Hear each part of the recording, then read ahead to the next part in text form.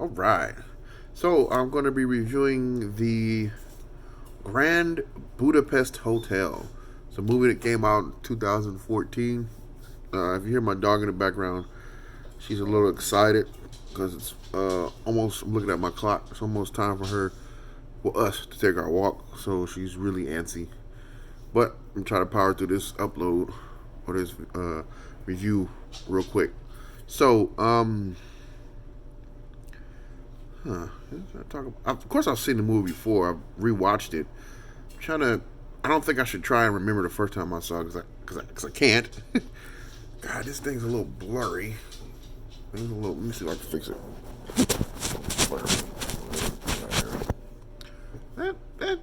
That's still blurry. Still blurry, but better. Yeah, like I said, I can't see in my nostrils. Yeah, so try to get the right, try to get the right angle here. Try to get the right angle. That looks a little bit better. I don't know. The quality's probably not going to be that good on this one. It's just I try to clean that dang lens, and it just never seems to work. Anyway, so this movie. Okay. So what makes this movie so good is it fits my criteria. My criteria. Well, it has so many different layers, which I love complexity in a movie. So let me try and spit it all out.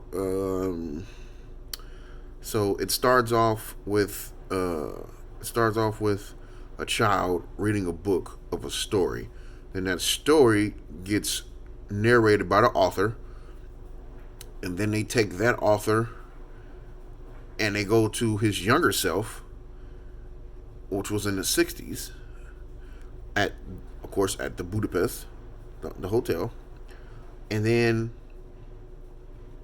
as he's being told the story by another person, they take the story back to when the older gentleman was younger, which was in the '30s. So you see, we're already just jumping back so much. It's just boom, boom, boom. We're already very complex. That's already very complex. So now it's taking place in the '30s. The majority of the story takes place in the '30s with younger versions of a lot of the characters, or all the characters anyway. Some of the characters weren't even alive during that. But anyway, don't get too. Let me not get too crazy about it. So what's happening? And it takes place in Germany. My best guess, it takes place somewhere in Germany. Somewhere in Germany. It has to be somewhere in Germany. So what's happening during the '30s? Well, in America, 30, 33, 32. Because I really should go back and look at my history. But that's right around the time of the Great Depression. Of course, it's right in between both world wars. It's 1917 and 1939. It was 1917 was the end of the First World War, and then 1939 was it wasn't it was basically the kickoff for World War II. So we're in that, I guess, that in between point where countries are still rebuilding, and most of the European countries, they're still rebuilding and trying to just get some type of normalcy back. But there's still there's I don't want to jump ahead of myself, but there's still a lot of pain first and foremost, and then there's a lot of like just uncertainty that's going on in the world at this particular time. And this also, as I'm rewatching it, I'm like, I think this might actually be a satire, because they don't omit a lot. They could have went more grotesque, but I don't think it fits into the story necessarily, because all the people involved in it are pretty much they're pretty much just they're consumed only with their worlds, if that makes any sense. So they're not sitting down reading the paper going, "Oh my God, that's horrible, that's horrible." They may, but the characters are mostly, I work at this hotel, I have to make sure I do a good job, because I think that's even part of it. But like I say, they don't omit a lot of things. It's kind of, it seems like even the foul language seems like it adds to the character of the movie as a whole, which is kind of which I haven't really seen before. Well, I won't say that.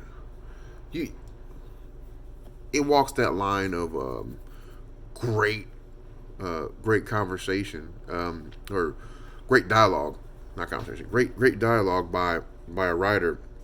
That's only really the only person I've ever seen ever do that is Quentin Tarantino films. Those are they're right along. They ride that line right there. But anyway, so it takes place in the 30s. The majority of the story takes place in the 1930s, and I believe somewhere in Germany.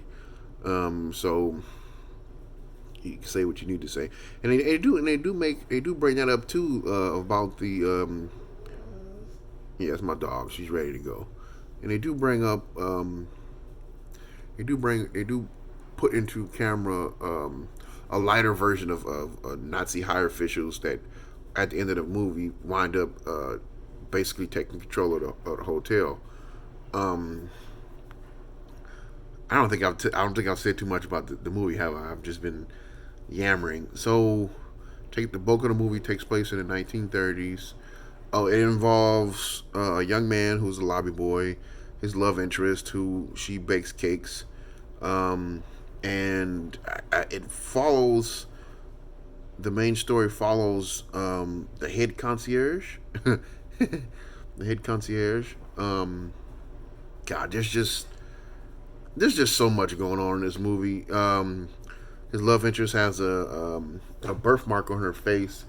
I want to say it was Italy, but I think it's Mexico actually. It looks like it's one or the other. Either it's one or the other. I can't remember. It's one or the other, which is seems insignificant if you just say it. Oh, he had a birthmark of Italy or Mexico on her face. Like, wait, what? It's like a perfect example of that country on her face right here. Um, but I think their love is cute, and like I said, they don't omit some of the horrible things that happen. So he winds up having a chance. He winds up marrying her. Well, at the end of the story, you wind up finding out he marries her. They have a child, but she's murdered. Her and the child is murdered later on down the road, and the head. I think I'm getting ahead of myself, but the head concierge he winds up getting murdered defending the lobby boy when on the train crossing borders, of course.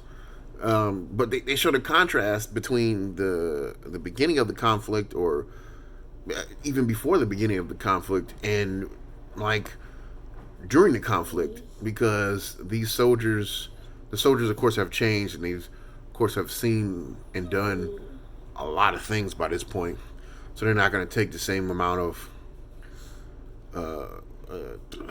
I don't even know chest puffing, I guess, because he's not capable. The head concierge isn't really capable of doing too much damage, but they're not going to take that. They're not going to. I guess that. I, not to downplay it, but like fake masculinity. I guess I'm acting tough. You're not really tough. Um, I think I'm ruining the movie, but it's a great movie. I know, baby. We're gonna walk. We're gonna walk. She's ready to go. She's ready to go. Let's see if I can finish it. So, bulk of the movie takes place in the 1930s. I think I've said that 30 times. um, Lobby boy, head concierge. It followed those two guys around. Oh, I almost forgot the biggest thing of it. So the head concierge, while he's there, a lot of the people that come to the hotel are older women, and of course they're widows and they have a lot of money, and they're looking for some companionship, and he offers that. Okay, is there something wrong with that? I don't think so. They're all consenting adults, no big deal. But in the process, she is murdered. Come to find out by a so it's like a murder mystery too. So come to find out he's murdered by uh, her son because he wants the inheritance, of course. But uh, since he's been since she's been murdered, she created a different will and actually gave everything to the head concierge. And now the guy really wants to kill him, but they're all fighting over. Initially, they're fighting over one single picture, which I did my research. That picture was actually only created for the movie and has its own fame behind it. Boy with Apple, which I thought was pretty funny. Um, oh man, and I think if most people watch it, the setting, the color, just the design of the set. I mean, hands down, some of the best stuff I've probably ever seen.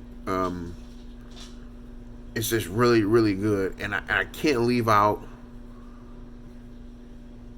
Oh my God, they wind up going. It's so much that it's so much that happens in the story. They wind up going to prison. They wind up going on a run. Um, they wind up becoming really rich. I guess there's the love story, of course.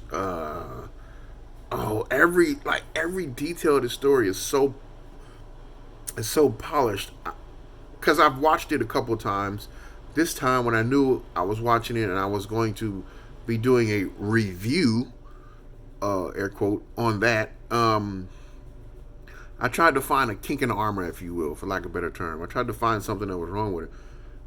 I didn't see anything that was too wrong with except it's something small. Except maybe what is it? The Gestapo, uh, the German police, or like that special unit in the German army. They had these things on their shoulder. Yeah, that's all stuff about cleaning products and stuff like that. They had all this stuff on the this distinguishing mark on their uniforms, the double lightning bolts. They recreated it in more of a fanciful way, I guess.